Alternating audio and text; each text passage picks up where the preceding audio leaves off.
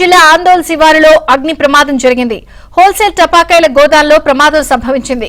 గుర్తు తెలియని బాలుడు అగ్గి రాజేయడంతో మంటలు చెలరేగాయి. విక్రయదారులకు పెను ప్రమాదం త్రుటిలో తప్పింది. నిర్వాహకులు నిర్లక్ష్యంగా వ్యవహరించారు. యాజమాన్యం ఫైర్ సేఫ్టీ నిబంధనలు పాటించలేదు.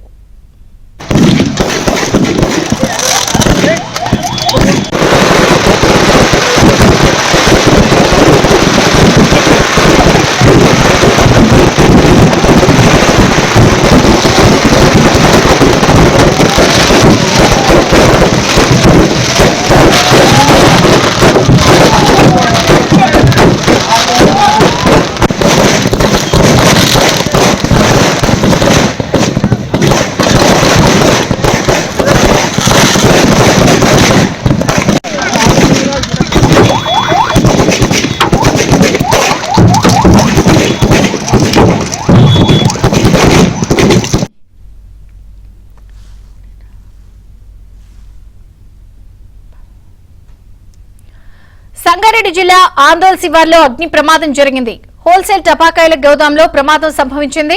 గుర్తు తెలియని బాలుడు అగ్గి రాజేయడంతో ఈ మంటలు చెలరేగినట్టుగా తెలుస్తోంది.